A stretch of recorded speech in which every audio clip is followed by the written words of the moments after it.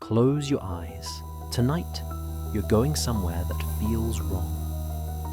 Point Pleasant, West Virginia. December 1967.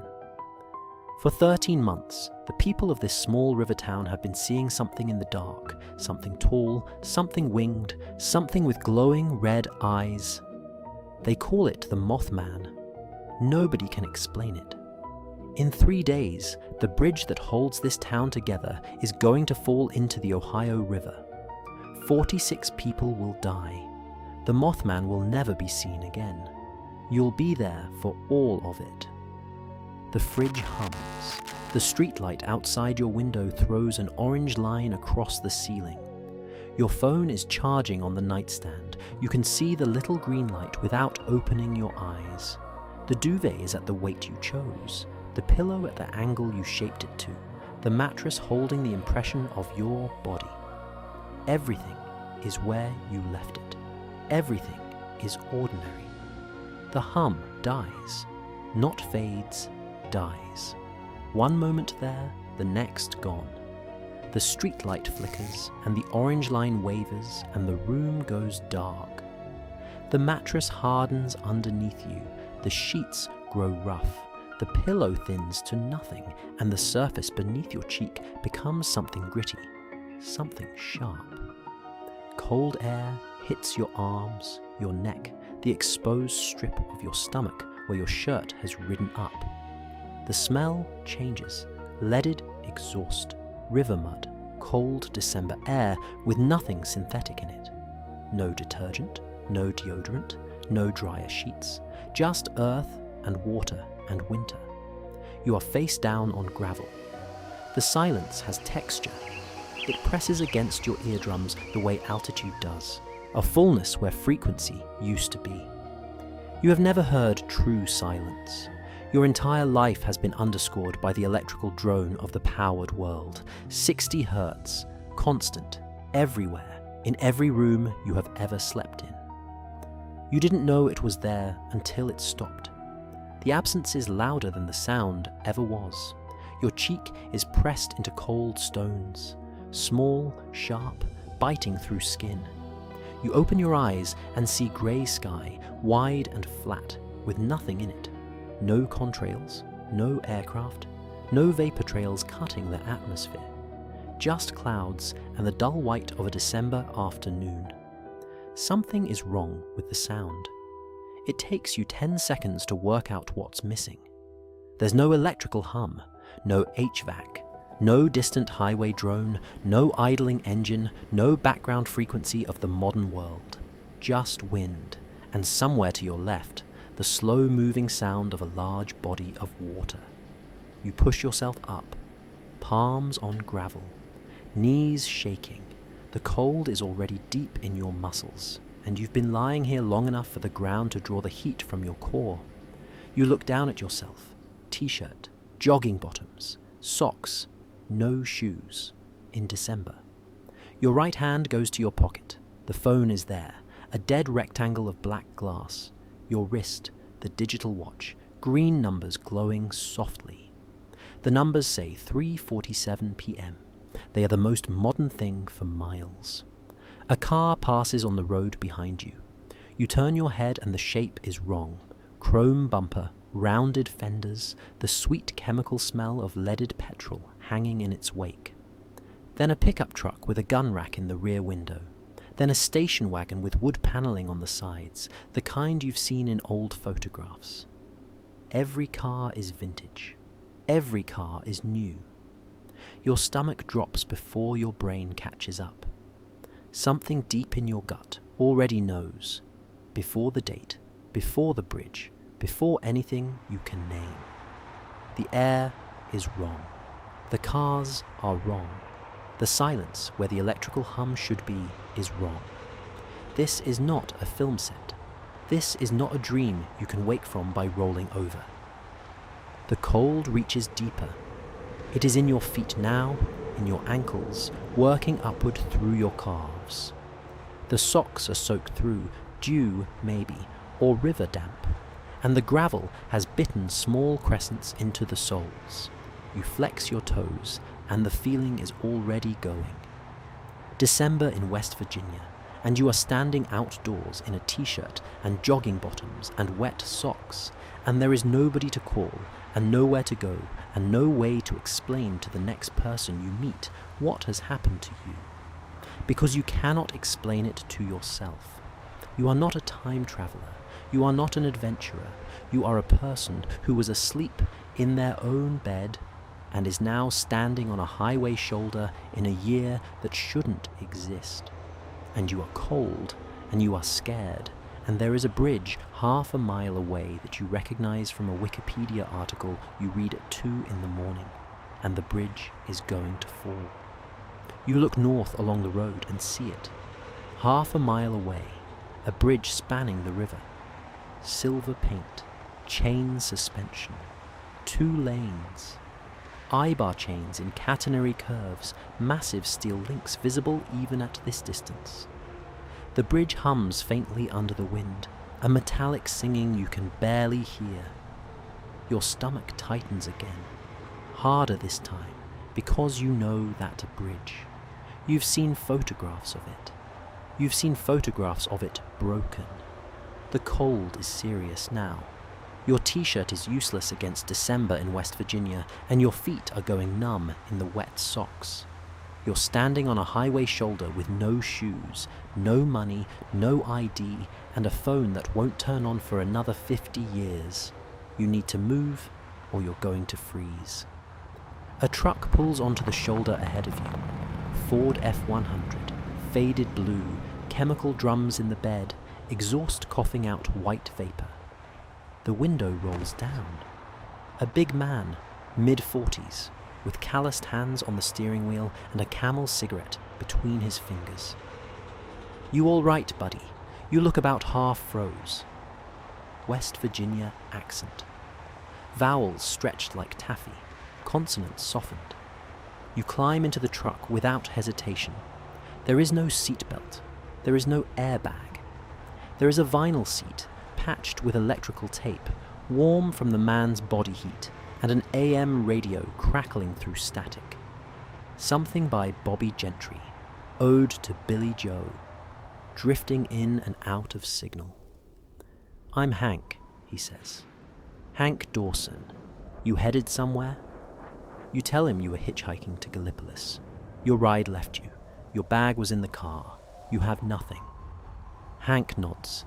No follow-up questions, no suspicion, no request for identification. A stranded hitchhiker on Route 62 is not unusual. It's just life. He says Gallipolis is right across the bridge. He'll run you into town, get you warmed up. He reaches behind the seat and hands you a sandwich in wax paper. Ham, yellow mustard, bread thick cut from a loaf, not a machine, then an apple, then a thermos. The cap becomes a cup. The coffee inside is percolated, strong, bitter, brewed past the point where anyone in your century would drink it. It is not pour over. It is not French press. It is not anything you would order. You drink it, and the warmth moves from your throat to your chest to your stomach. And it is the best coffee you have ever had because you are freezing, and a stranger is being kind. At home, your coffee comes from a machine that cost $300, with oat milk and a specific grind you order online. Here it comes from a thermos in a stranger's truck. You cannot decide which is better. You can decide which matters more. The heater coughs to life after 5 minutes. Warm air hits your frozen hands. The smell in the truck is unfiltered tobacco, motor oil, leaded exhaust, and something chemical, sharp, industrial. Hank works at the plant, the American cyanamide chemical plant across the river in Gallipolis. He drives this road twice a day. He turns onto the bridge approach, and the silver bridge is ahead of you. Narrow, 2 lanes, no median, no pedestrian walkway. Cars pass in the opposite lane with inches of clearance, a station wagon, a delivery truck. Hank doesn't slow down. This is his commute. He does this twice a day, 5 days a week, and has for years. The deck is corrugated steel, and the moment the truck's tires hit it, the vibration changes. The road was solid. The bridge is alive. You can feel it through the seat, through your feet, through the bones of your pelvis. The deck flexes under traffic. The eyebar chains rise on either side in catenary curves, flat steel bars, each one about 2 feet long, a foot wide, with a circular hole at each end. A pin passes through 2 holes to join each link to the next. The system is elegant and terrifying, because you know what single load path means. 1 bar, 1 pin, 1 chain. If any link fails, the tension goes to the next bar, which wasn't built for it. The chains hum, a low metallic singing you can feel in your sternum, in your teeth. The bridge has its own frequency, and your body has found it. The river below is a presence, not a view. You can hear it through the grating, a low, constant rushing, indifferent. The water doesn't care about the bridge. The water was here before the bridge and will be here after. It has been waiting since 1928. Patient, unhurried, gravity and time doing their work while 30,000 vehicles cross above each year, and not one of them thinks about the water. Hank says, "Old girl sways a bit in the wind. Been doing it since 28. Don't worry about it." You grip the door handle. Your hands are shaking, and it is not from the cold. Somewhere above you, the north chain, a bar designated C13 in the investigation that hasn't happened yet, there is a stress corrosion crack. 100,000ths of an inch deep, invisible, growing since the day this bridge was built in 1928. 39 years of stress and temperature cycles and vibration, and the crack has been spreading along the plane of maximum tension. And in 3 days it will reach the critical length, and the chain will unzip, and the deck will drop, and 46 people will fall into the Ohio River. You can see the river through the grating beneath the truck. Grey-green, moving slowly, wide. Cold. You know the December temperature is around 40 degrees Fahrenheit. Survivable for minutes if you're strong, not hours. The bridge deck is maybe 50 feet above the surface. 50 feet is 5 stories. 50 feet is the height of a building you would never jump from. Not in a nightmare, not on a dare. But in 3 days, 31 vehicles will fall this distance and hit this water, and the people inside them will experience the physics of deceleration from bridge speed to 0 in the space of a second. You imagine it. The steering wheel, the windshield, the river coming up fast and dark. You force the image away, but it doesn't go far. It waits behind your eyes like something patient. Hank talks about his kids. Debbie is 12. She wants a bicycle for Christmas, the purple one at Sears. Jake is 9. He wants a football, the real leather kind. Hank's voice softens when he talks about them, and you nod and smile and carry the knowledge of December 15th like a stone in your chest. You remember watching the Mothman prophecies on a streaming service, late at night. Richard Gere looking haunted, the dread, the phone calls, the small-town unease. You remember it was based on a real book by a journalist named John Keel. Based on a real town. This town, these people. You are inside the movie now. The movie hasn't been made, won't be for 35 years. You grip the door handle and close your eyes and feel the bridge carry you across. Every vibration is a sentence you can't finish. Every hum is a warning you can't translate. The crossing takes 90 seconds. It feels like an hour. When the truck's tires hit solid asphalt on the other side, the West Virginia bank, You exhale so hard Hank glances at you.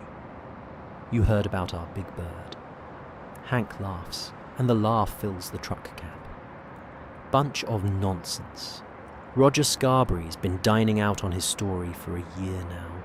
Mass hysteria and too much whiskey. He flicks the camel butt out the window. Biggest thing to happen to Point Pleasant since the battle. You say nothing. You are looking at the chains. The bridge delivers you to Point Pleasant. Main Street, 6th Street, running from the courthouse to the river. Christmas lights strung between lampposts, big coloured incandescent bulbs that hum faintly. A tree in the square by the courthouse, decorated with tinsel and a star. A nativity scene on the courthouse lawn. Tinsel in the Woolworths window. A wreath on the hardware store door. The town looks like a postcard from another era, because it is. Hank drops you at the diner. He'll bring boots and a flannel shirt tomorrow morning. He's got spare work gear in the garage. Main Street's cold sidewalk bites through your socks. A woman stops and touches your arm. Honey, where is your coat? Her concern is genuine. In 1967, strangers still worry about strangers. The diner. You push through the door and the warmth hits you like a wall. Formica counter, red vinyl stools, a Coca-Cola clock on the wall with the old script logo. The second hand sweeping in a smooth, mechanical arc that no digital display can replicate. A jukebox in the corner. Patsy Cline, Tammy Wynette, Buck Owens. The griddle sizzles. 3 people are smoking at the counter. There is no smoking section. There is no concept of a smoking section. The air is thick with grease and smoke and coffee steam, and your modern lungs tighten slightly at the density of it. You cough once, quietly, and nobody notices. The smoke is part of the air here. The waitress puts coffee in front of you, without a word. Then a plate. Meatloaf, mashed potatoes, green beans cooked to grey. You look like you need feeding more than talking. You have no money. She waves a hand. We'll settle up later. You never will. No screens. No phones lying face up on the counter. No music algorithm. The jukebox plays what someone paid a dime for. The people at the counter talk to each other or sit in silence. But they are here. Fully, physically, unavoidably present. The food tastes different from anything you eat at home. Real butter, real lard, salt, without apology. The meatloaf is the best you've ever had, and you don't know if it's the recipe or the starvation. The coffee mug is heavy ceramic, white, chipped at the rim, warm all the way through. At home, your coffee comes in paper, or in a ceramic mug so thin and light it could be paper. The weight of this cup in your hand feels like it means something. The meatloaf plate is real crockery, not a biodegradable container, not a meal kit tray. The fork is steel, not wrapped in a napkin with a paper band. Everything here is heavier than you're used to. Everything here is meant to last. The Point Pleasant register is lying on the counter. You pick it up. December 12, 1967. Front page. Christmas parade route. County commissioner meeting. High school basketball schools. Below the fold, a smaller headline. Another sighting reported near TNT area. Your hands shake. The newspaper trembles. December 12, 3 days until the bridge. The number sits in your chest like a closed fist. 3 days. You look around the diner. The woman in the corner booth is reading a letter, her lips moving. The man at the grill scrapes the flat top with a steel spatula, and the sound is rhythmic, meditative, the sound of a man who has done this 10,000 times. The smokers at the counter are arguing about basketball. The martial thundering herd. someone says, and someone else says, not this year. A child in a red coat sits in the booth behind you, kicking the table leg, and her mother says, "Stop that, honey," without looking up from her menu. These people, these ordinary, unremarkable, alive people, they have 3 days of normal life left. 3 days before the bridge falls and Point Pleasant becomes a different town. They don't know. You put the newspaper down and wrap both hands around the coffee mug to stop the shaking. At the far end of the counter, a thin man sits hunched over a 3.2 beer. Nervous hands, a cigarette burning in the ashtray. He's talking to nobody in particular, his voice low and urgent, repeating what he's been repeating for 13 months. It wasn't no owl. An owl don't chase a car at 100 miles an hour. An owl don't have eyes that glow in the dark with no light source. The other regulars have heard it. Some nod. Some look away. You know his name before anyone tells you. Roger Scarborough. November 15th, 1966. He and his wife Linda, along with Steve and Mary Mallet, were driving past the TNT area when they saw it. 7 feet tall. Wings folded behind it. Eyes glowing red, generating their own light. It chased their car at 100 miles an hour above the tree line while Roger drove, and it kept pace. You know this account from Keel's book. You've read it. Hearing it from Roger's mouth, in his cracked voice, with his hands shaking around the coffee cup, is something entirely different. A short woman with a Pall Mall cigarette and a steno pad slides into the booth across from you. You're not from around here. It isn't a question. Mary Hire, reporter for the Athens Messenger, based in the Point Pleasant Bureau. She has been covering the Mothman story from the first sighting. She's here because this is where the stories walk in. You just walked in. Mary talks. You listen. She lays out 13 months of something she cannot explain. The creature, over 100 witnesses, the UFOs, lights in the sky over the Ohio River hovering near the power plant, the men in black, dark suits, a black Cadillac with Ohio plates nobody could trace. They visited witnesses, asked questions that were wrong, like a script written by someone who'd never had a normal conversation. One of them picked up a pen off Linda Scarberry's table and asked what it was. The phone interference. Mary's own phone ringing at 2 in the morning, clicking, beeping. Sometimes a voice, metallic and flat. What do you know about the lights? She hangs up. It calls back. This has been happening across Mason County for 13 months, and the phone company says there is nothing wrong with the lines. And then Woodrow Derenberger. November 2nd, 1966, driving on Interstate 77 when a craft blocked the road. A figure approached. Plastic appearance, Mary says. Wide grinning mouth, large eyes. It communicated telepathically.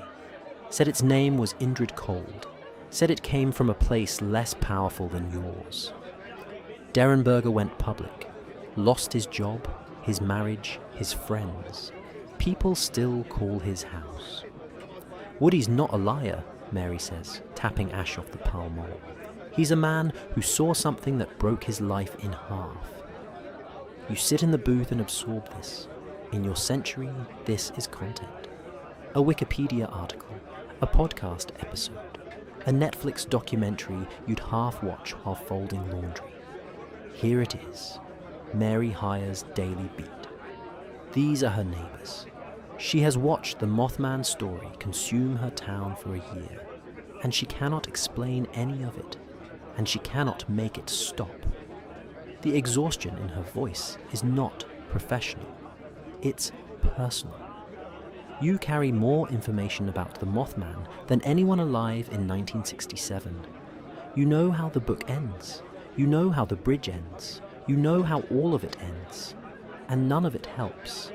Not one piece of it. You remember the Wikipedia article, reading it at 2 a.m, blue light on your face, the phone warm in your hands. The neat summary. Sightings. From November 1966 to December 1967. Silver Bridge collapse. 46 dead. A paragraph and a hyperlink and a footnote. You are sitting inside that paragraph now. The footnote has faces. The footnote has names. It has a woman with a steno pad, and a man with a cracked voice, and a town that can't sleep. The evening compresses into borrowed warmth. Reverend Pike's Church Hall. A cot, a wool blanket, a radiator that clanks and hisses like something alive.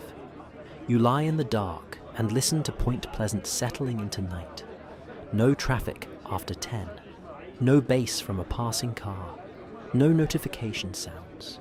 Just wind and the distant sound of the river, and once, far off, something that might be an owl. Your brain cycles through everything you've read and watched about this place. 3 days. 3 days, and this town breaks in half. The wool blanket smells of camphor and someone else's sleep. The cot frame creaks when you shift your weight. Every sound in this room is mechanical. Springs, hinges, the radiator's clanking argument with itself. No white noise machine, no fan, no app generating rainfall or ocean waves. Just the actual sounds of an actual building settling into an actual night. The wind outside is not a recording. The river is not a soundscape. You close your eyes and the darkness is complete. No standby lights, no charger glow, no clock display painting the ceiling green. For the first time in your life, dark means dark. You wake to the sound of a radiator arguing with itself. Clanking, hissing, a pause, then clanking again. The church hall. A cot beneath you, a wool blanket over you, grey light through a high window. Reverend Pike has left a mug of instant coffee on the chair beside the bed.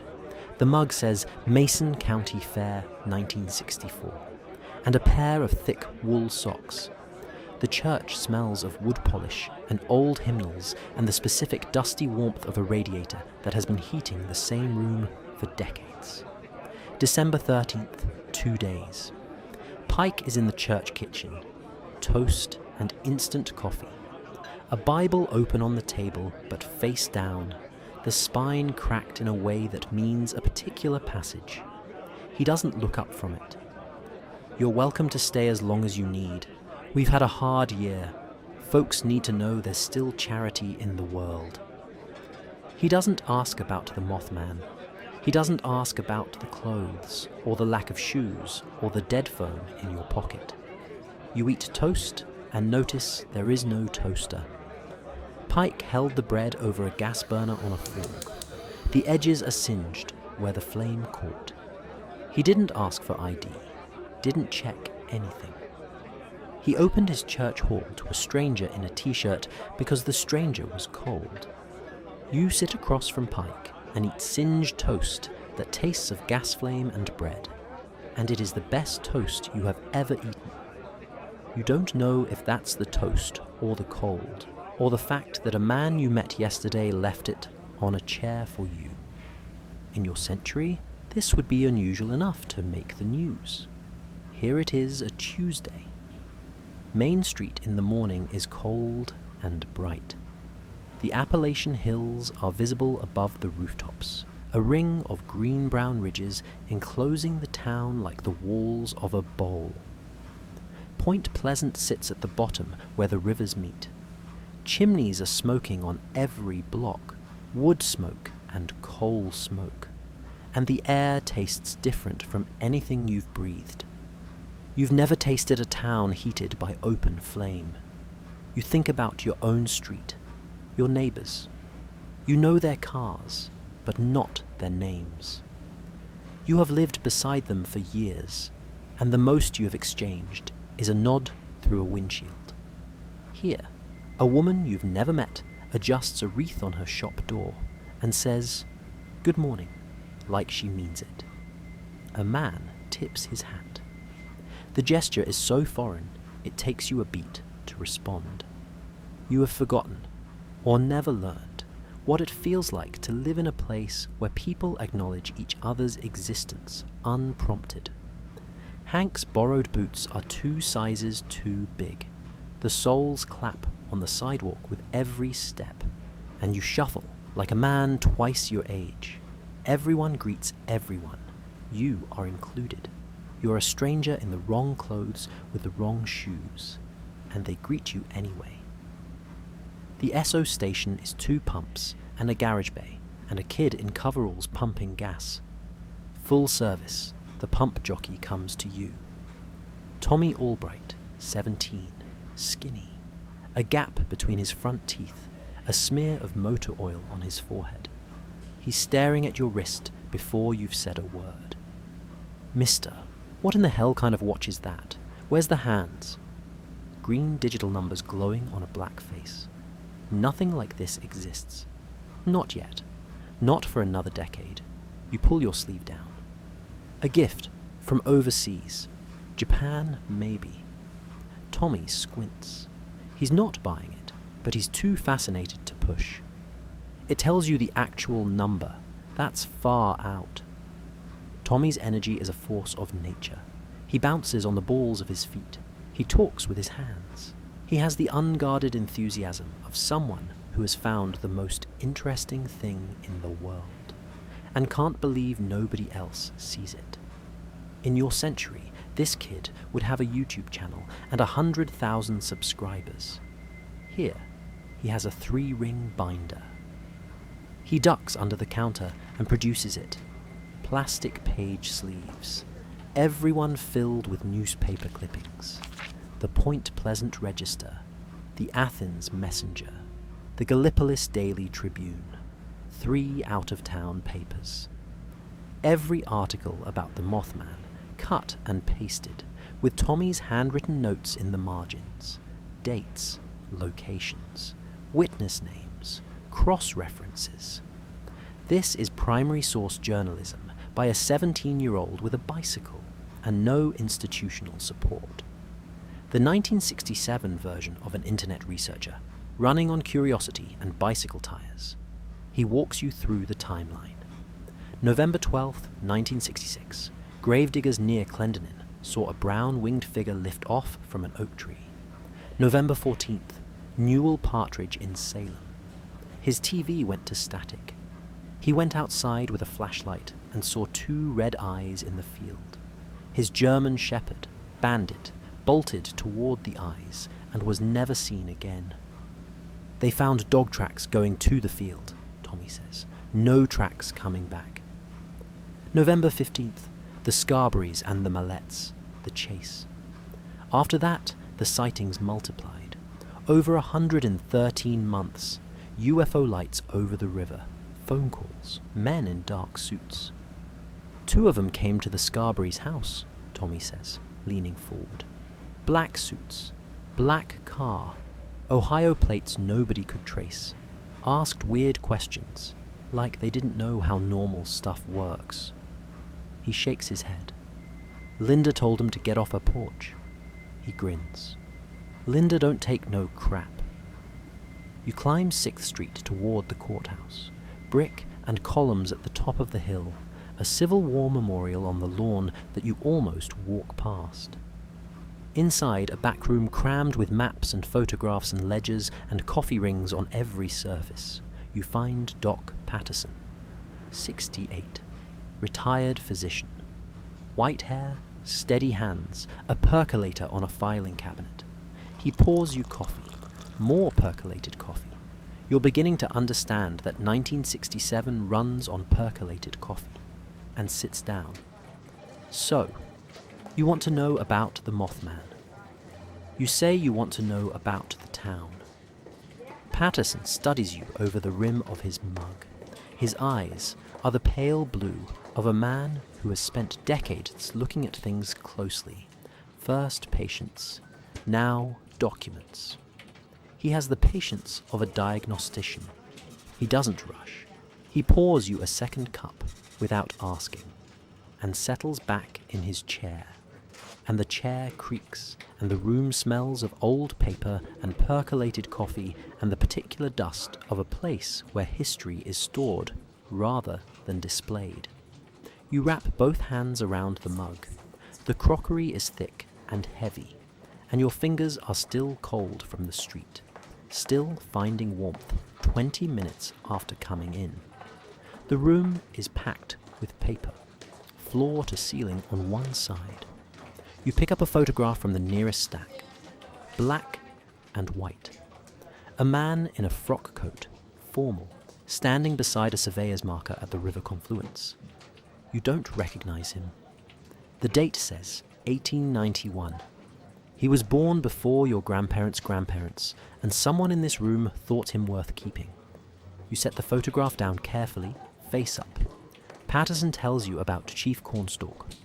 October 10th, 1774, the Battle of Point Pleasant, Lord Dunmore's War.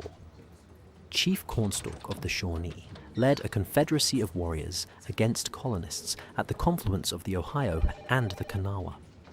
The battle was brutal. Cornstalk was a war chief, respected and feared on both sides. 3 years later, Cornstalk returned under a flag of truce. He came in peace. He came to negotiate. And he was murdered, along with his son, Elenipsico, by militiamen avenging a separate raid that Cornstalk had nothing to do with. Murdered under the protection of a truce he had trusted. The betrayal was total. The violence was senseless. And the story of it sank into the ground like blood into soil, and the land held it. The story goes he cursed the land with his dying breath, Patterson says. No sworn testimony records it, but the story persists. And the land. He gestures toward the window, the river, the bridge, the hills. The land has been hard. Floods, fires, the chemical plant, and now this. He tells you about the TNT area. During the war, the big one, 1942 to 1945, Point Pleasant was the site of the West Virginia Ordnance Works. They made TNT. 8,000 workers at its peak. The igloos, he calls them, concrete storage bunkers, domed, earth-covered, hundreds of them scattered through the woods north of town. After the war, the government shut it down, walked away, left the chemicals in the ground. The wildlife management area is built on top of a munitions factory. And that's where your Mothman lives, Patterson says. He pours more coffee. You sit in his back room and feel the depth of this place. Not 13 months of strangeness, centuries, Shawnee blood, colonial violence, industrial poison, and now something in the woods that nobody can name. Things collect in bends, Patterson says. The river bends here. You know about the contamination, not from Patterson, from the EPA Superfund listing that won't exist for decades yet. Mercury, TNT residue, lead. The groundwater here is poisoned, and will stay poisoned.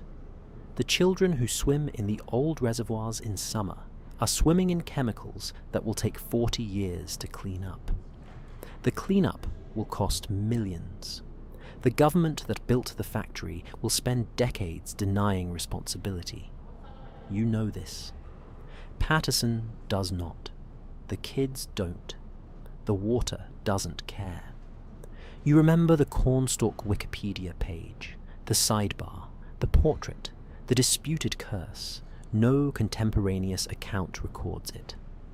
But every tragedy in Point Pleasant gets threaded back to that story.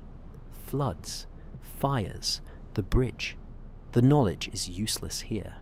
It is always useless here. The bridge draws you back.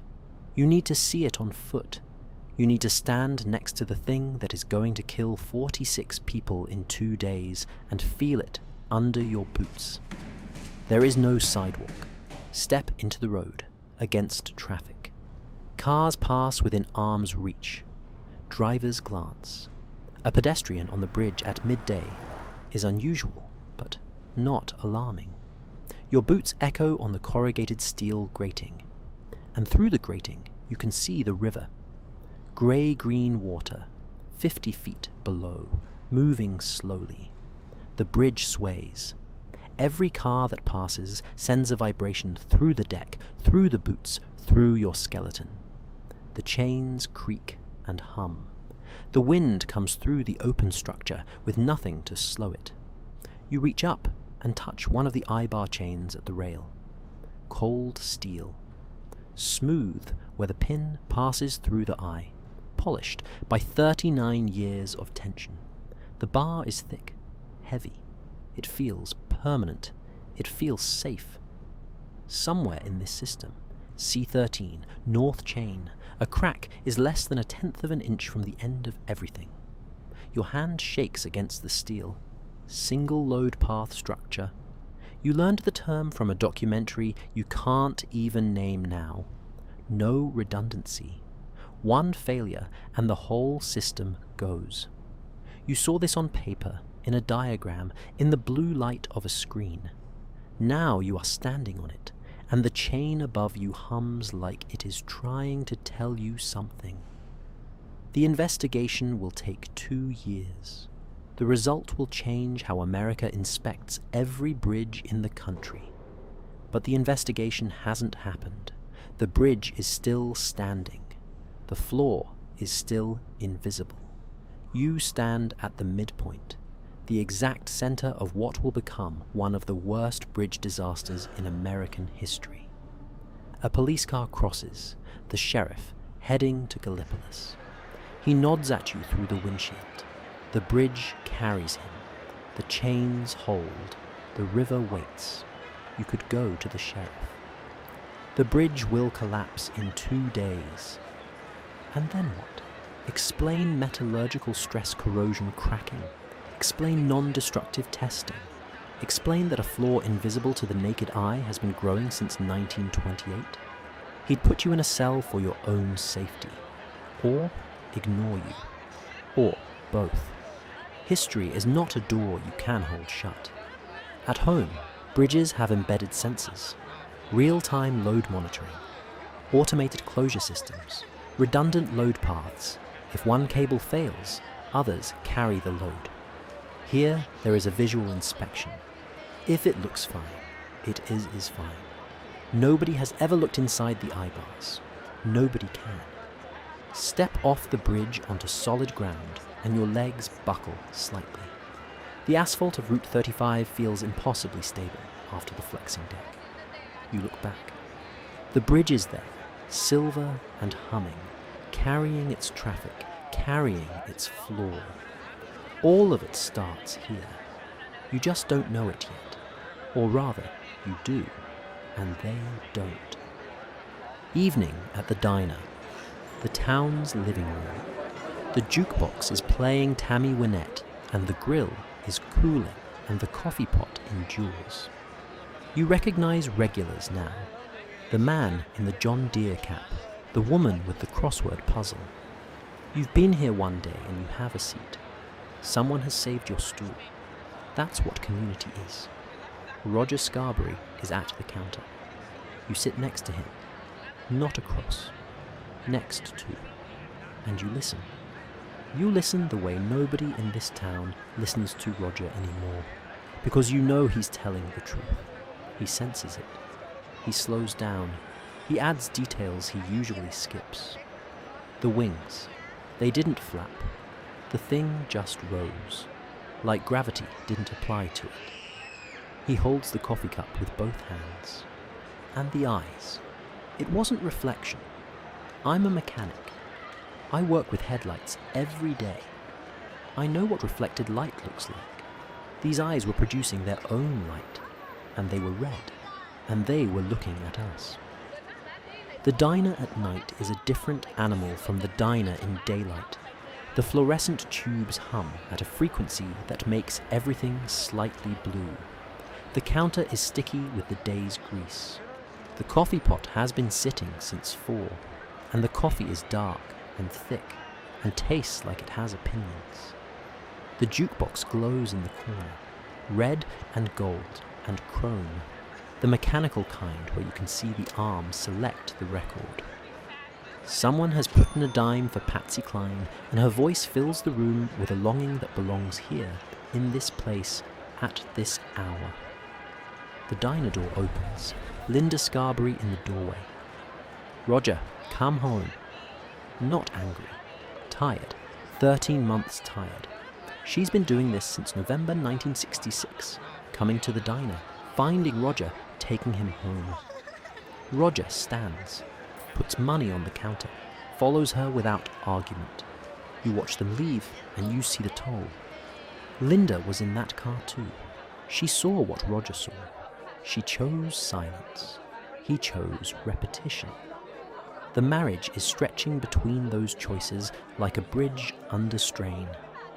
In your century, Roger would have a podcast, a Patreon, a documentary crew from Netflix following him around with cameras, turning his trauma into content, monetizing his terror. He would have a community, online, anonymous, validating, thousands of people who would believe him without question because believing strange things is what the internet was built for. Here, he has a bar stool and a wife who's running out of patience and a town that's running out of belief. Here, belief is local and physical and requires looking a person in the eye. And most people in Point Pleasant have stopped looking Roger in the eye. The truth didn't set Roger free. It wrecked him. And in 13 months, when the bridge falls and the Mothman disappears and the world moves on, Roger will stop talking about it forever. The silence will be worse than the repetition. Mary Hire slides into the booth. She's been watching you listen to Roger. You're different from most people who come through here asking about it. Most people want a story. You look like you already know one. You rehearse the words in your head. The bridge will fall. December 15th, eyebar C13, 46 people. You could say it. Right now. Lean across the table and say it to the one person in this town who writes things down. And Mary would look at you the way she looks at the Mothman witnesses. Not with disbelief, but with the weary patience of a reporter who has heard too many impossible stories. She would write it in her steno pad. She would file it. And on December 16th, she would find the note and it would destroy her. Not because you were right, because she didn't act on it. You keep your mouth shut. The coffee tastes bitter. She tells you about the men in black. She's been holding this back, you can tell, parceling it out, professional instinct, waiting to see if you were worth the detail. One visited Mary herself, asked about her phone calls, asked if she received the frequency. She didn't understand the question. She still doesn't. The Mothman is unexplained. The bridge collapse is explained. Metallurgy, stress corrosion, a manufacturing flaw. Two mysteries occupying the same town at the same time. You know both of them. Neither piece of knowledge does you any good at all. The inability to make them fit together is more frightening than certainty in either direction. Hank pushes through the door. Cold air follows him. He claps Roger's empty stool. Missed him, huh? Well, he'll be here tomorrow. Always is. He orders cherry pie. He'll cross the bridge in the morning and again tomorrow evening and the morning after that. You watch him eat pie and think about the river. You remember the thermos cap of coffee from yesterday, 12 hours ago. Hank's hands passing you the sandwich in wax paper, ham, mustard, thick bread. The casual generosity of a man who has enough and shares without thinking. You will carry his death with you for the rest of your life. The afternoon at the diner dissolves into evening. and the evening dissolves into something that feels like a dare. Tommy appears at the church at 9 with 2 bicycles and a grin that belongs to someone who has never been hurt by the world yet. Come on, I'll show you where it lives. Your rational mind says no. Your curiosity, the same curiosity that read the Wikipedia article at 2 in the morning, the same curiosity that is fundamentally modern and fundamentally reckless, says yes. You take the bicycle. 2 bicycles on a dirt road in the dark. Tommy's flashlight bounces ahead, a 2D cell ever ready, throwing a yellow cone about 10 feet in front of him. Beyond that, nothing. The seat is cold through your jogging bottoms, and the handlebars are numbing your fingers, and you're pedaling north on Route 62 with a 17-year-old who thinks this is an adventure. The streetlights end at the town limit. Not gradually. They just stop. 1 sodium lamp, then another, then the last one, a single yellow bulb over the Route 62 junction. Beyond it, a wall of dark. The transition is instant. The world contracts to the sound of bicycle tires on tarmac, the creak of the chains, and Tommy's excited chatter somewhere ahead. You look up, and you stop pedaling. The bicycle coasts. The Milky Way is not a smudge. It is not a hint. It is a band of light stretching from one horizon to the other, wide enough that you can see structure in it. Dark lanes, bright knots, the spray of 100 billion stars seen, edge on. The sky is crowded. You can't find Orion because there are too many stars surrounding it. Stars you've never seen. Stars that have been there your whole life, but hidden behind the orange haze of your century. This is the sky before electricity. Every human who lived before Edison looked up and saw this. You never have. You have been starved of this your entire life, and you didn't know it was missing. Someone stole the sky and replaced it with streetlights, and you never noticed. You think about the sky from your bedroom window. Orange, pink at the horizon where the city pushes its light upward. On a clear night you can find maybe 20 stars. The brightest ones, the survivors, burning through the haze. You called that a sky? You called that stars. You were looking at the residue of a sky, the memory of stars, the 5% that made it through.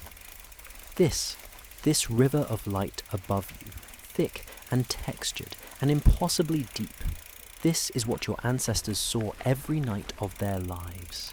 They built religions around it. They navigated by it. You can barely look at it. It is too much. It is everything you have been missing and did not know to miss.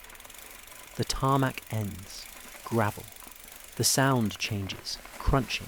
Loose. The bike wobbles. Tommy turns onto a dirt road. A rusted sign catches the flashlight beam. McClintic Wildlife Management Area. The trees close in on both sides, bare deciduous, skeletal branches against the star field. The temperature drops. The river valley holds cold air like a bowl, and you've just descended into the bottom of it. Your breath clouds in the flashlight beam. The borrowed flannel is not enough.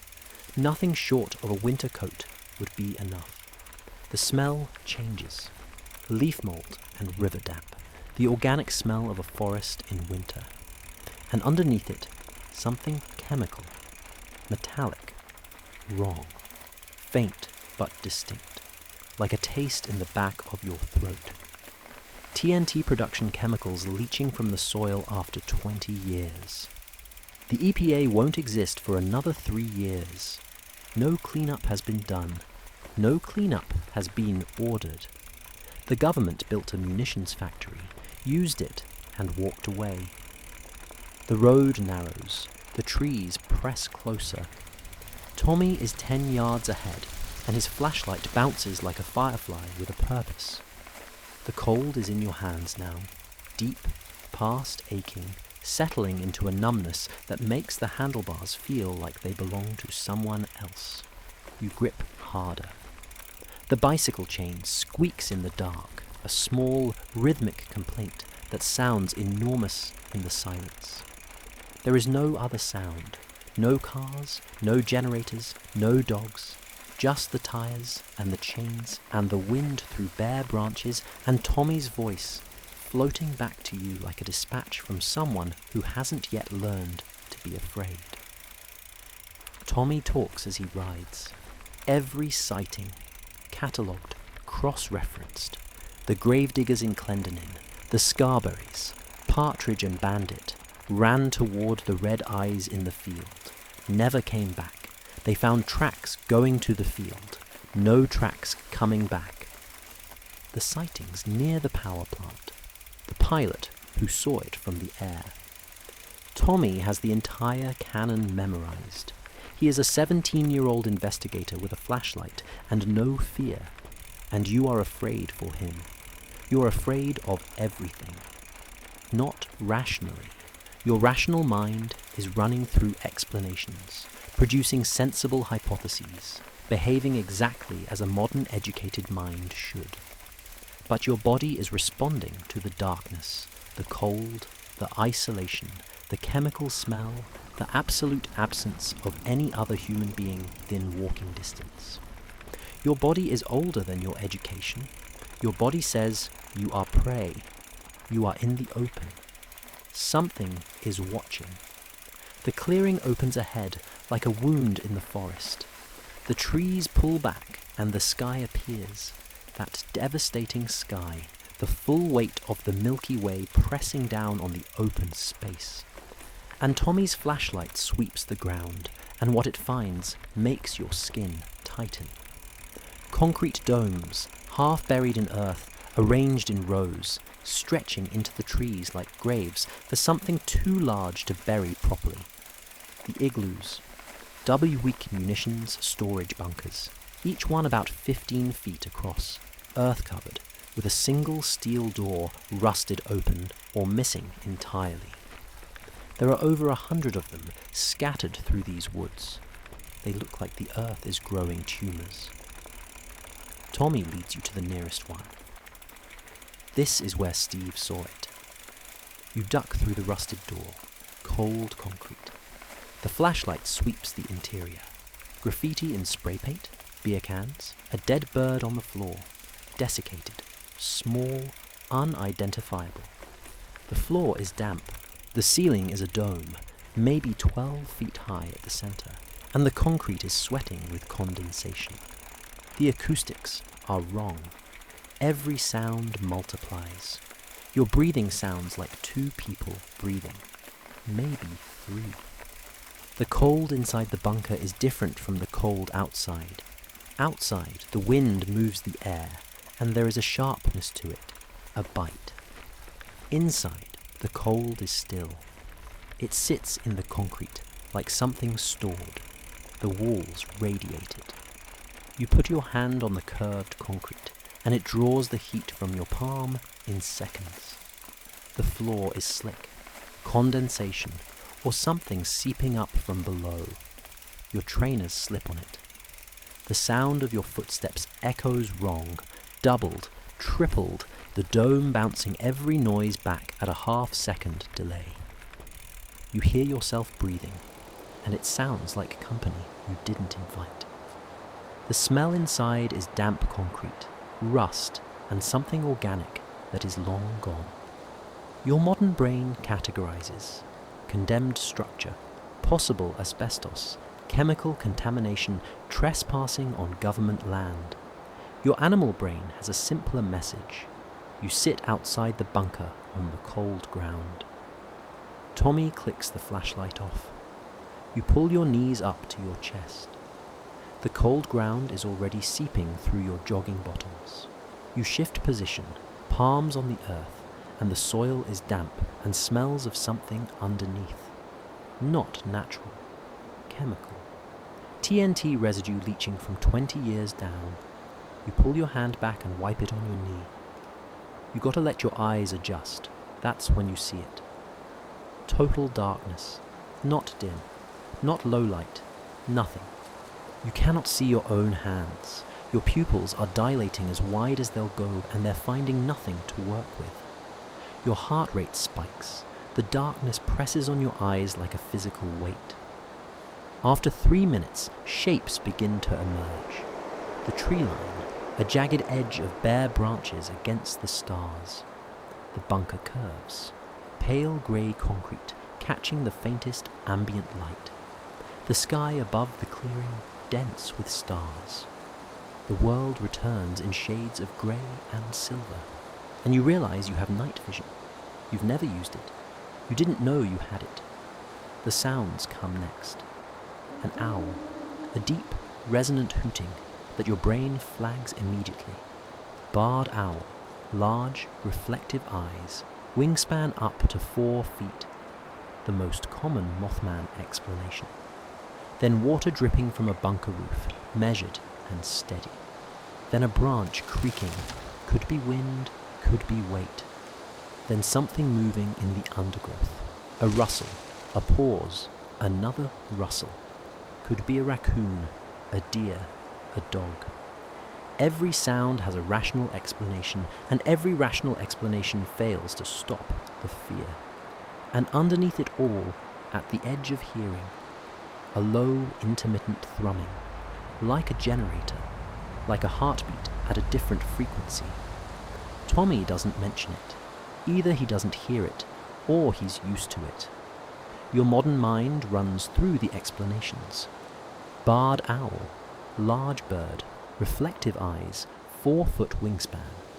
Sandhill crane, tall, over 6 feet. Rare, but not impossible in West Virginia. Mass hysteria. The psychological literature is clear on the mechanism. Chemical exposure from contaminated groundwater, hallucinogenic effects. The explanations are good. They account for some things. They do not account for over 100 independent witnesses in 13 months, including a pilot, a sheriff's deputy, and 2 couples who were chased at 100 miles an hour. The data exceeds the explanations. A flash, your bedroom. The door locked, the deadbolt, the chain, the window latched, the alarm system, green light on the panel, armed, watching. The street light outside painting its safe orange line on your ceiling. Everything sealed, everything monitored, everything between you and the dark. Here, in this clearing, there is nothing. No lock, no wall, no light switch within a mile. Whatever is in these woods, owl, hallucination, or something else, there is nothing between you and it, except the 17-year-old with the flashlight. The flashlight that is currently off. Then something moves at the edge of the clearing. You see it in your peripheral vision. Movement. Vertical. At the tree line. Your head turns, slowly, your body moving before your mind gives permission. And the shape is there. Or it isn't. The tree line is bare trunks and bare branches and darkness between the trunks. The shape could be a standing dead tree you haven't noticed. It could be the gap between 2 trunks creating a silhouette. It could be the dark, arranged in a way that your pattern-seeking brain interprets as a figure. Taller than a man, upright, still. Tommy grabs your arm. His hand is tight, shaking. His voice comes as a whisper. There, you see it, at the tree line. Do you see it? You see something. You cannot say with certainty what. A vertical presence where vertical things shouldn't be. A density in the darkness that might be solid and might be shadow. It doesn't move again. Your heart rate is 140. You can feel your pulse in your temples, your wrists, your throat. The mammalian fear response is flooding your system. Cortisol, adrenaline, every ancient alarm firing at once. This response is older than language, older than rational thought, older than any explanation your modern mind can produce. Every cell in your body says, predator, Every thought in your brain says tree stump. The two conclusions do not negotiate. Tommy clicks the flashlight on. The beam sweeps the tree line. Trees, brush, dead leaves, bare ground. Nothing standing, nothing moving, nothing with red eyes. It was there, Tommy whispers. I swear to God, it was there. You don't argue. You don't say it was a tree, because you're not sure. And that uncertainty, the gap between what you saw and what you can explain, is more frightening than certainty in either direction. You can handle a barn owl. You can handle mass hysteria. You cannot handle not knowing. You leave, fast. The bicycles on the dirt road, tires crunching gravel, Tommy's flashlight bouncing ahead like a panicked eye. You pedal harder than you've pedaled in years. Your legs burn, your lungs burn. The cold air is like knives in your throat. The trees lean over the road and the branches reach, and you look back once. You shouldn't have. The clearing is dark behind you, and the shape is probably not there. Probably. The first streetlight appears at the Route 62 junction. A single yellow sodium lamp, buzzing faintly, throwing a cone of amber warmth onto the road below. Your eyes water at the brightness. After the clearing, after the total dark, after the thing that was or was not at the tree line, this 60-watt lamp looks like the gates of heaven. Electric light, civilization, the hum of the powered world, a generator somewhere, a transformer on a pole, the small mechanical sounds of a town that runs on electricity. The fear doesn't vanish, it recedes, held at bay by 60 watts of sodium vapor. You understand now, in a way you never have, why humans invented artificial light. Not for convenience, not for productivity, for survival, to hold back whatever lives in the dark. You think about your bedside lamp, the switch, the instant, reliable light. The phone screens glow at midnight, reassuring and available. The LED standby dot on the television, the microwave clock, light everywhere, always, in every room, at every hour. You have never appreciated any of this until standing in a clearing where light does not exist. Tommy locks both bikes to a post outside the church. His face is flushed, scared, thrilled. You saw it, right?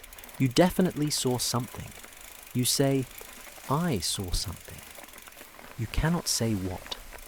Tommy will accept this. He nods vigorously and climbs back on his bike and rides home. And you watch him go and think, 2 days. And his brother Danny crosses the bridge. You sit on the church steps. The cold is back. The stars are back. That impossible sky.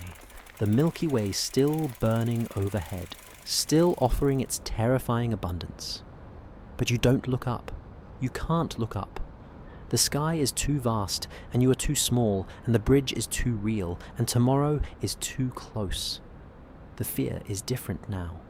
Not fear of the creature, if there was a creature. Fear of the bridge. Fear of the knowing. The Mothman may or may not be real. The bridge collapse is real. You carry both, and together they weigh more than either one alone. You go inside. The cot, the blanket, the radiator clanking its slow, industrial lullaby. You lie down and close your eyes, and the tree line is there, printed on the inside of your eyelids. That shape, that vertical density, that thing that might have been a tree and might have been something else entirely. And beyond it, further back, the bridge. Always the bridge. Waiting in the dark like the tree line shape, patient and certain and indifferent to whether you are watching. You do not sleep. At 3 a.m, you are still awake. The car that passes outside, old engine, no catalytic converter, heavy on the axle, is the first car in 3 hours. You hear it all the way from sleep to surface and back. The bridge is running through your head like a structural diagram. The crack, the chain, the sequence, 39 years to get to tomorrow, 12 hours to go. Morning comes grey, the diner, coffee, Mary. The routine is already built. 2 days, and you belong here. There is a stool with your shape in the vinyl. There is a mug that the waitress fills without being asked. By noon on December 14th, you've helped Pike fold bulletins for the Sunday service, held the door for Linda at the fabric store, and sat with Mary Hire while she filed a story about the county commissioner. Point Pleasant has absorbed you. The town doesn't know you're a ghost from the future, carrying a countdown in your chest. You don't know how to be here without grieving for what's coming.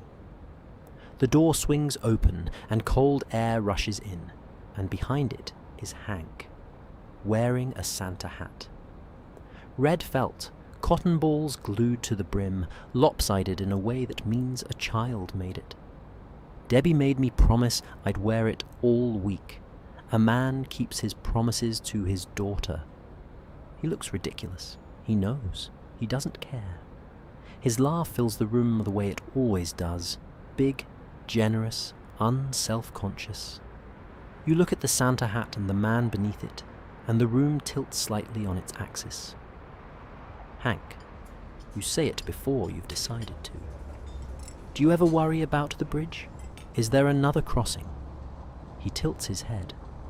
The ferry shut down when they built the bridge in 28. Pomeroy Bridge is 14 miles north. That'd add an hour each way. He looks at you. Why? I've got a bad feeling about that bridge. Hank grins. You sound like one of the Mothman people. Don't let Roger get in your head. He picks up his coffee. That bridge has been carrying traffic for 39 years. It ain't going nowhere. He claps you on the shoulder. His hand is warm and heavy and alive. You smile and nod, and the smile costs you everything you have. There is no language for what you know. No way to compress metallurgical stress corrosion cracking into a conversation at a diner counter. You could scream it. You could write it on a napkin. You could cry. Hank would laugh at all of them. He would laugh because the bridge has always held, and there is no reason in his world to believe it won't. Mary Hire slides into the booth after Hank leaves. She's noticed your face. You look like you've seen something. You almost tell her. The words form in your mouth. The bridge falls tomorrow. 46 people. Hank is on it. And you swallow them. How do you explain to a newspaper reporter in 1967 that you know the future? She would believe something was wrong with you. Not with the bridge. You say, I didn't sleep well. Mary nods. Nobody sleeps well in Point Pleasant anymore. You step outside the diner. The cold is immediate and total. Main Street, December 14th. The Christmas lights are off. They only glow at dusk. But the tree is still there in the square, and the tinsel is still in the windows. A woman adjusts a wreath on her shop door. Kids in winter coats chase each other around the courthouse memorial. A man carries a television set to his car. Still in the box, a Christmas present. The town is preparing for the holiday. These people are living in the last days of the old Point Pleasant, the one that existed before the bridge fell, and they have no reason to suspect it. You go to the fabric store. Linda Scarberry is cutting cloth, smooth, practiced cuts, the scissors opening and closing without looking. She's polite when you walk in, but wary. She's learned to be cautious around strangers, because strangers always end up asking about Roger. If you're here about what Roger saw, I've said all I'm going to say. You say you're not, you're just. You don't finish. Linda looks at you, and something in your face stops her. She puts the scissors down. I was in that car too. People forget that. Roger was driving, but I was right there next to him. They separated us at the sheriff's station, and we described the same thing independently. Our descriptions matched. She folds the cloth she's cut. Her hands are steady. I'm not saying I know what it was. I'm saying I know what I saw.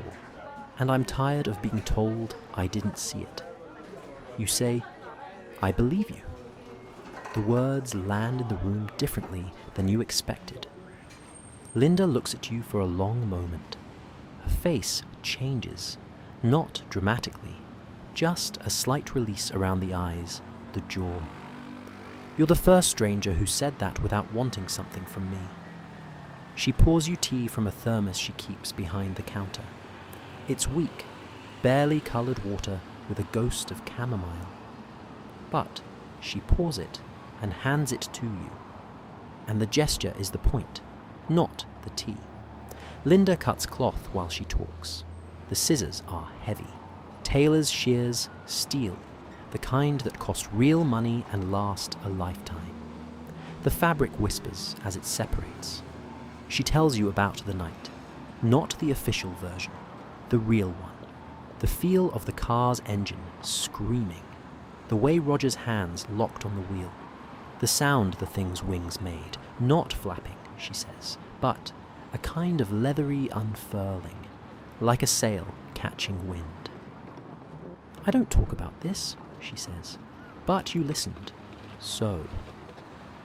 Reverend Pike asks you to help set up folding chairs for the Christmas Eve service. Metal chairs, cold to the touch, the legs clicking into lock position with a satisfying snap. You unfold, lock, place. Unfold, lock, place. The rhythm is meditative. Pike talks while you work. 13 months.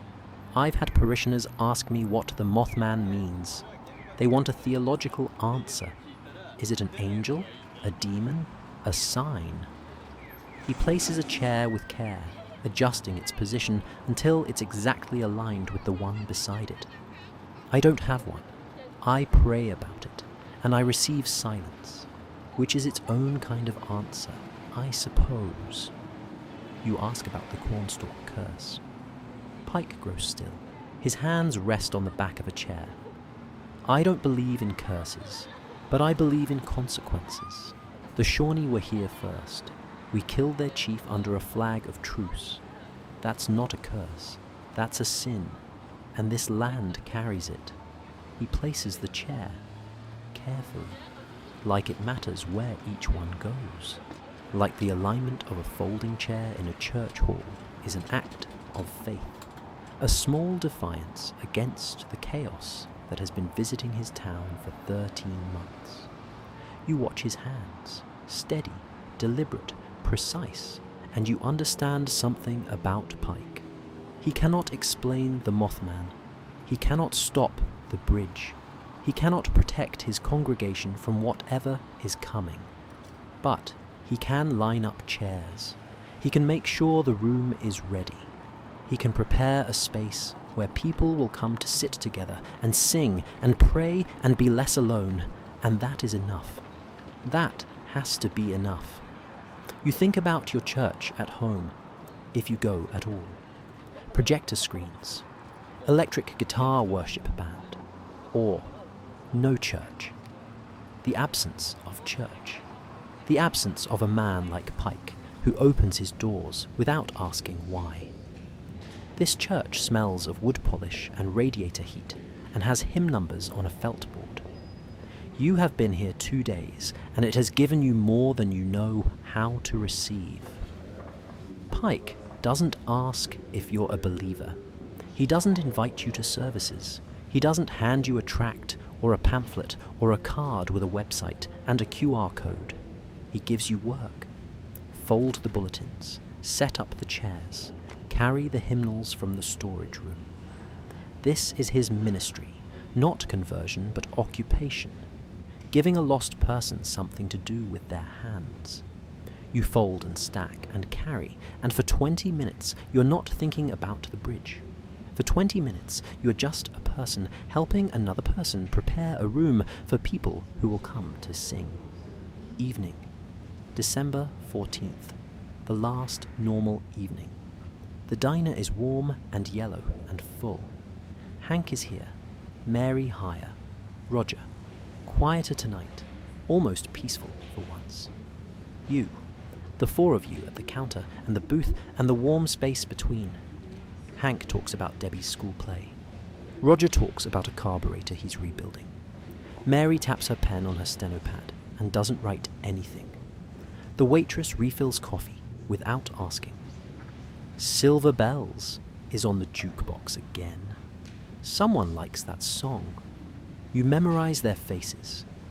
Hank's laugh, the way it starts in his chest and works its way up, the way his shoulders shake before the sound comes out. Roger's nervous fidget, his thumb rubbing the coffee cup handle in tight, repetitive circles, wearing a groove in the ceramic. Mary's lighter clicking. Open, flame, closed, open again. A metronome of nicotine and thought. The way she tilts her head when she's thinking, as if she's listening to a frequency nobody else can hear. The waitress wiping the counter in long, slow arcs, the cloth leaving a thin film of moisture that catches the light. The jukebox cycling to the next track, a mechanical clunk, then the arm swinging, then the needle dropping, then music filling the room like smoke. You sit in this warm room with these warm people, and you carry a countdown, and the countdown is silent. You want to hold this moment, freeze it, keep these people in this room under these lights with this song playing forever. But time doesn't work that way. Not here, not in any century. The moment is already passing.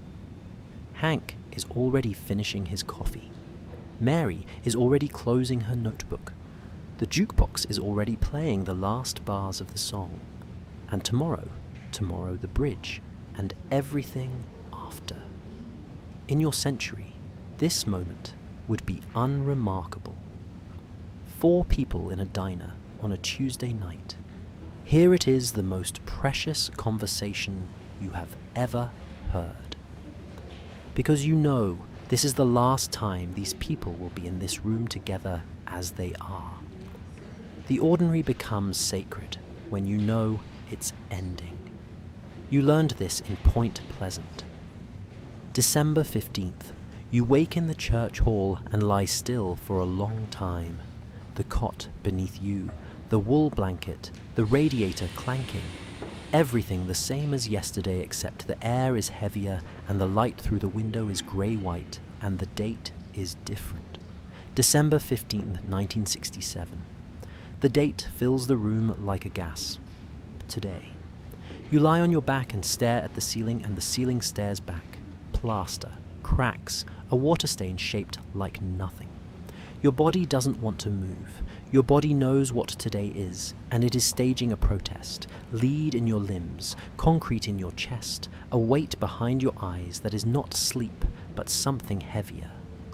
Grief, maybe. Preemptive grief. Grief for people who are still alive, who will be alive for another 10 hours, who are right now waking up in their own beds and putting on their own clothes and thinking about breakfast and Christmas shopping and the ordinary business of a Wednesday in December. You are grieving for a disaster that hasn't happened yet, and you cannot stop it, and you cannot stop the grief. Morning at the diner. You can't eat. The waitress brings coffee and toast, and you wrap your hands around the mug, and the toast sits untouched. The mug is warm and real and solid, and you hold it like it's the only thing keeping you attached to the physical world. You feeling all right, hon? You didn't sleep well. You haven't slept well since you arrived. You're not sure you will ever sleep well again. Christmas music on the radio. White Christmas, Bing Crosby, the original. And the sound is so warm and so innocent and so unaware of what's coming that it makes your throat close. The tree lot on Main Street is almost sold out. People are crossing the bridge to Gallipolis to shop. Crossing the bridge, crossing back. The bridge holds them, the bridge releases them. Each crossing is a rehearsal for the one that won't end. Everything is normal. Everything is a countdown. Hank's Ford F-100 crosses the bridge at 7:15 in the morning, heading east to the plant. You watch from the diner window. The Santa hat is on the dashboard.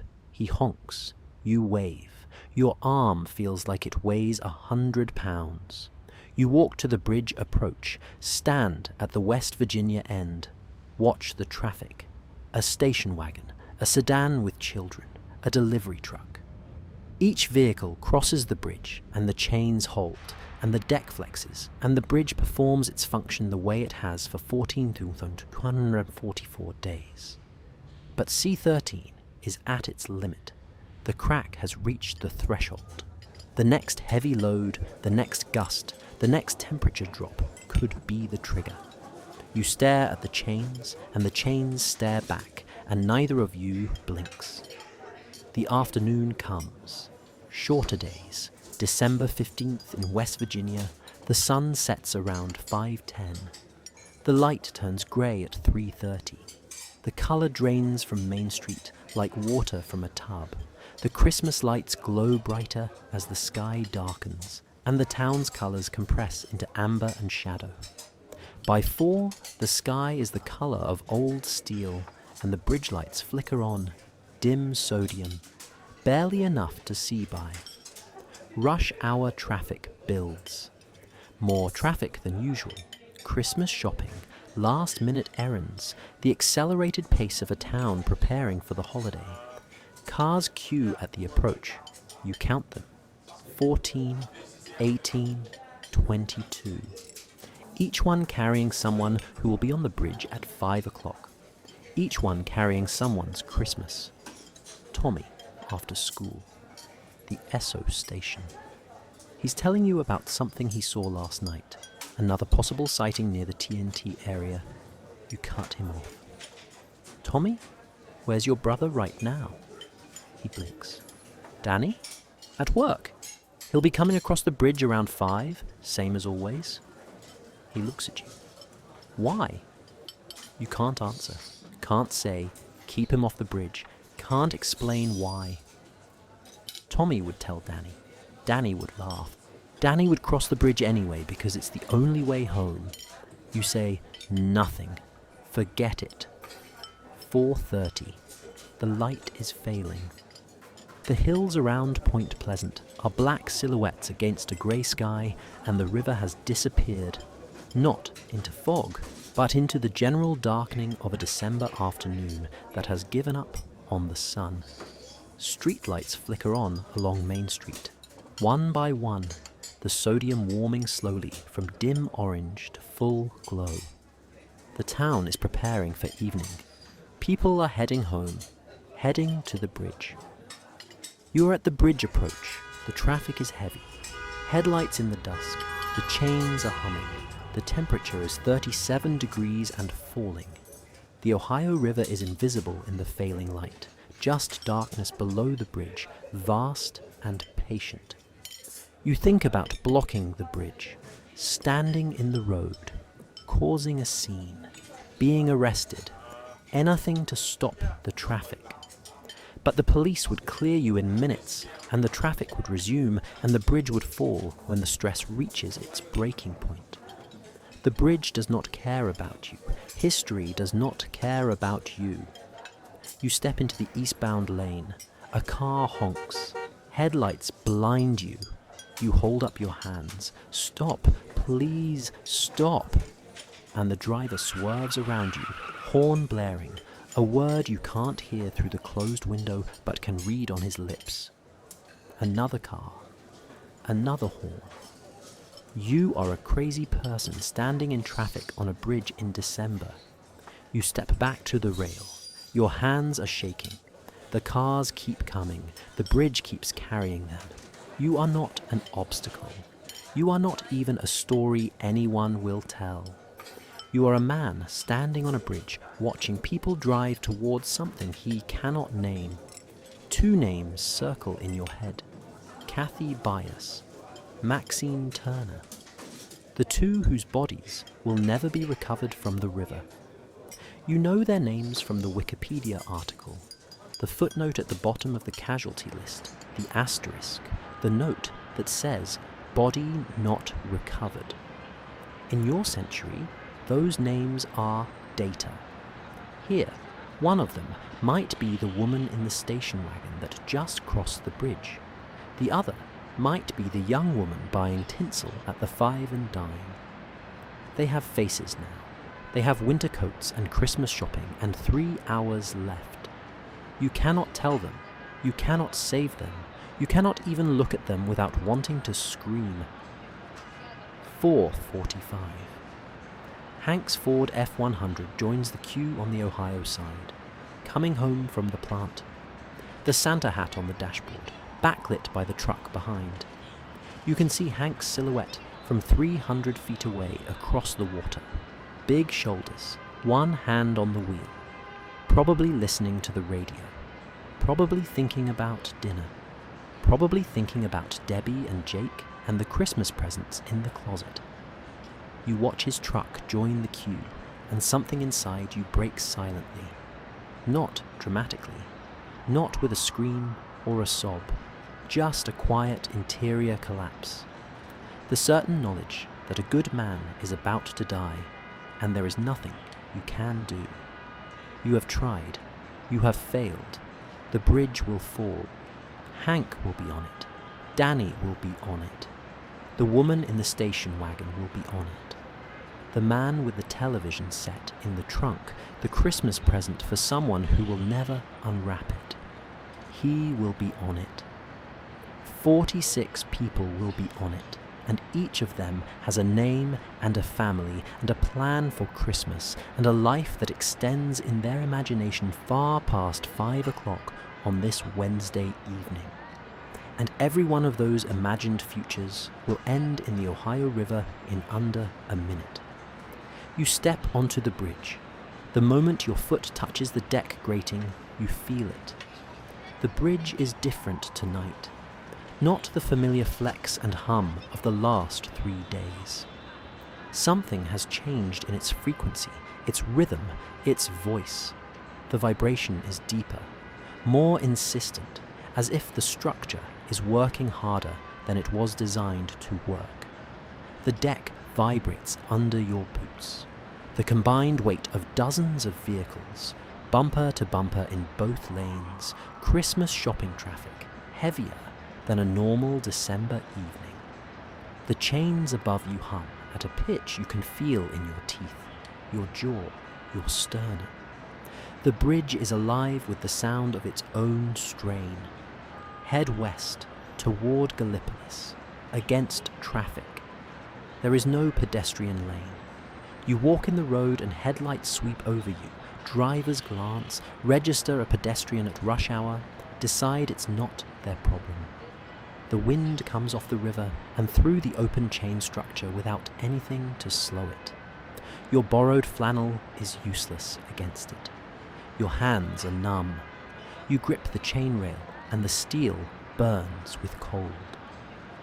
The sun went down 10 minutes ago. The bridge is lit only by headlights and the faint amber glow of Point Pleasant behind you. Ahead, the lights of Gallipolis are just beginning to appear on the Ohio bank. Between you and those lights, dark water, dark air, the chains, the traffic, and the sound of engines idling. The Ohio River below is invisible through the deck grating, just blackness. The world has contracted to headlights and chains and cold. You see Hank's truck, the Ford F-100 in the eastbound lane, moving toward Point Pleasant. Third from the front, faded blue paint. The Santa hat on the dashboard, backlit by the headlights of the truck behind. Hank's silhouette, big shoulders, one hand on the wheel, the other probably reaching for the radio dial. He is 50 feet away from you. You could shout his name. He might hear you over the engines and the wind. But what would you say? Get out. Run. The bridge is about to... What? How? Why should he believe you? You walk toward the truck. Not because you think you can save him, not because you have a plan, because you cannot stand 50 feet from a man who gave you his boots and his sandwich and his thermos and his laugh and do nothing. Because the distance between knowing and acting is the distance that defines whether you are a person or a ghost. You are 20 feet away when the sound comes. Not a crack, a bang, metallic, enormous, like a rifle shot amplified through a cathedral of steel. The sound has mass. You feel it in your chest before your ears process it. Eyebar C13, north chain, fractures along the stress corrosion plane. The crack that has been growing for 39 years reaches critical length in less than a second. The eyebar splits. The pin drops. The chain tension, thousands of tons, redistributes instantaneously to the adjacent bar. That bar was not designed for the load. It fails, then the next, then the next. The chain unzips like a seam, link by link, the sound of metal tearing metal, a shriek that is not human and not mechanical, but something in between. Under 60 seconds from first failure to total collapse, the deck moves, the north side drops, and the south side rises, and the bridge is no longer horizontal. Your feet leave the surface. The road is gone. Gravity has changed direction. Cars slide northward, toward the broken chain, toward the gap, tires screaming on corrugated steel, the sound of rubber trying to grip a surface that is no longer there. Headlights swing wildly, pointing at the sky, then the water, then the sky again. The geometry of the world is wrong. Engines gun, drivers pressing the accelerator by instinct, trying to outrun a bridge that is falling out from under them. A woman screams. The second chain fails. A deeper sound, structural, final. The 1,160-foot suspended span folds in half, and the Ohio River takes it. The splash is not a splash. It is a series of concussive impacts, cars and steel hitting water from 50 feet. The river erupts, spray and sound and darkness. The sound echoes off the hills on both sides, the Appalachian walls that cup Point Pleasant in their palm, and comes back doubled, tripled, a cascading roar that doesn't end but transforms, the crash becoming a hiss, becoming a gurgle, becoming the sound of a river digesting steel and glass and human life. You are falling. The deck is beneath you. And then it isn't. Cold air. The river below. Hank's truck somewhere in the dark. The chains screaming. The headlights spinning. The sound of a bridge dying. And then silence. Not the silence of the TNT area.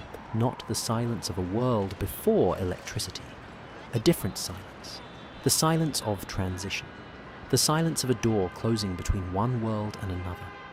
A breath held between centuries. Cotton. Warm. Soft. Sheets. The mattress beneath you is foam. Level. Solid. Not tilting. Not falling. You are lying down. You are in bed. Your bed. The fridge hums. The electrical hum of a modern house. The frequency that has underpinned every night of your life. It is back. The streetlight outside your window throws an orange line across the ceiling. Steady. Sodium. The ceiling is plaster, smooth and close. Not sky, not steel, not water. The walls are dry. The air is warm. You are home. Your heart is hammering. Your hands are gripping the duvet so hard your knuckles have gone white. Your breathing is ragged and shallow, and your shirt is drenched in sweat, and the sheets are twisted around your legs. Your feet are bare, the socks are gone. Lost to 1967. Your wrist is bare. The watch didn't come back. Left behind. Something stayed in Point Pleasant and something came back, and they are not the same things. The duvet is heavy in a way that feels like safety. The cotton is soft against your arms, thread count, fabric softener, the accumulated luxury of a century of textile engineering. Your feet are bare against the sheets, and the sheets are warm from your own body heat, and the mattress holds you the way water holds a swimmer. Solid. Everywhere. Not corrugated steel, not grating, not air. The pillow cradles the back of your head, and the back of your head is not hitting a windshield, or a steering column, or the surface of a river at 50 feet. You are horizontal. You are warm. You are breathing. Your mouth tastes of percolated coffee. Mary's diner, the thermos cap, the mug at the counter. The taste is still there, strong, bitter, brewed past reason, and something metallic underneath. Adrenaline, maybe. Or the bridge. You lie still. You breathe. The bedroom assembles around you piece by piece. The bookshelf, the phone on the nightstand alive and glowing and full of signal, the curtains, the radiator hissing gently. The sounds of your century return. The fridge, a car passing outside smooth and quiet, a distant siren, the electrical hum that runs under everything. The sounds of Point Pleasant, the chains, the river, the jukebox, Hank's laugh, are gone. Steel and cotton, falling and lying still. 1967 and now. The corrugated deck and the memory foam, the river and the warm room. You crossed from catastrophe to your own bedroom in a single breath. The distance between the bridge and the bed is 60 years and 12 inches of mattress. The phone on the nightstand glows, alive, full of signal, a rectangle of light that could reach anyone, anywhere, at any hour. In Point Pleasant, it was dead glass in your pocket.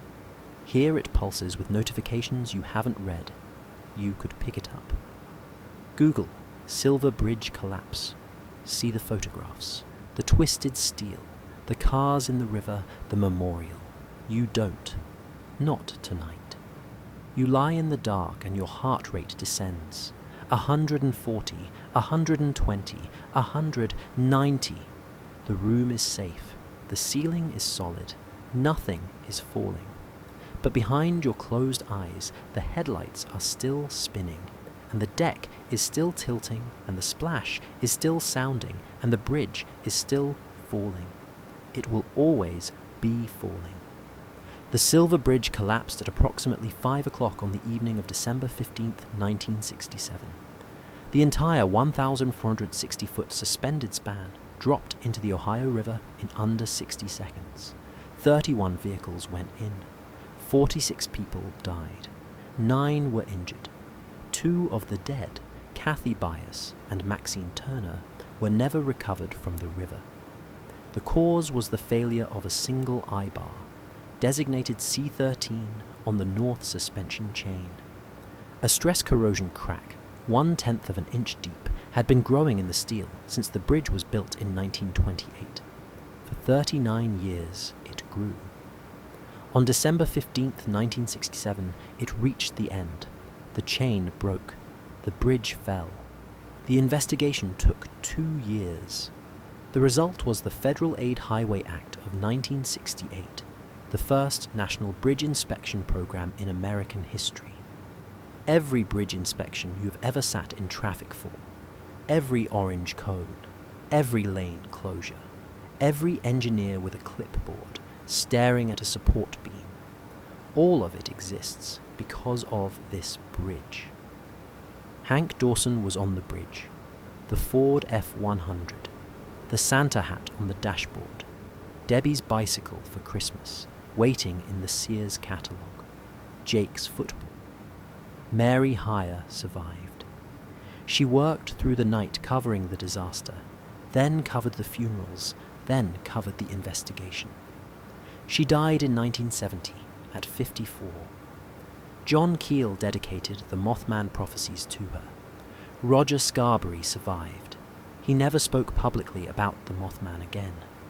Linda survived. She carried the story whether she wanted to or not. Tommy survived. His brother Danny did not. Danny's body was pulled from the river 2 days later. Reverend Pike's Christmas Eve service became a memorial service. The chairs he had set up with such care were rearranged for a different kind of gathering. His sermon was about Job, the Mothman. You think about this, lying in your bed, staring at the ceiling. For 13 months, something was in Point Pleasant. Something that defied classification, that resisted every explanation the town and the investigators and the journalists could produce. Over 100 witnesses, lights in the sky, men in dark suits who didn't know what a pen was.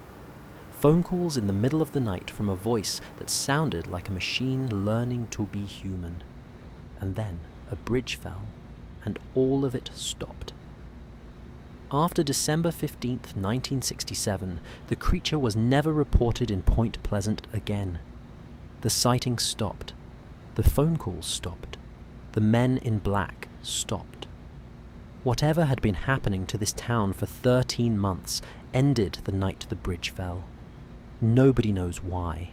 Nobody knows what the Mothman was. Bird. Mass hallucination. Interdimensional entity. Warning.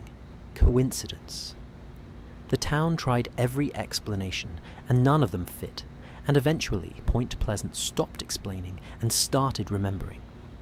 They built a memorial for the 46 dead on the riverbank where the bridge once stood. 46 names, engraved in stone, each one a person who crossed the Silver Bridge on December 15th, 1967, and did not reach the other side. 46 lives ended by a crack in a piece of steel that no one knew how to find, and no one thought to look for. Then, decades later, they built a 12-foot chrome statue of the Mothman in the center of town. Then, a museum. Point Pleasant chose to remember both, the tragedy and the mystery, because they are the same story.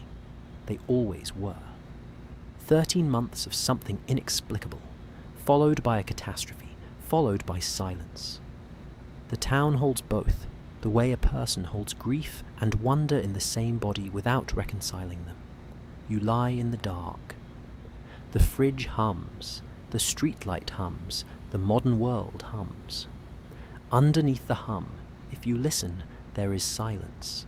The same silence you heard in the TNT area. The same silence that exists underneath everything when you know to listen for it. Your wrist is bare where the watch was, a strip of pale skin. The watch stayed in 1967, the socks stayed. The boots were Hank's. You have nothing from Point Pleasant except the taste of coffee and the weight of what you saw. That is enough. That is everything. Your breathing slows, your heartbeat settles, the bedroom is still, the duvet is warm, the pillow is soft, the room is dark and safe and modern. Your eyes close. Behind them, Point Pleasant, the river, the bridge, the chains, but also Hank's laugh, Mary's coffee, Tommy's grin, Pike's quiet faith, the warm room, the people who were kind, the town that carried its strangeness with dignity. The vault closes its door. The moment returns to stillness, sleep.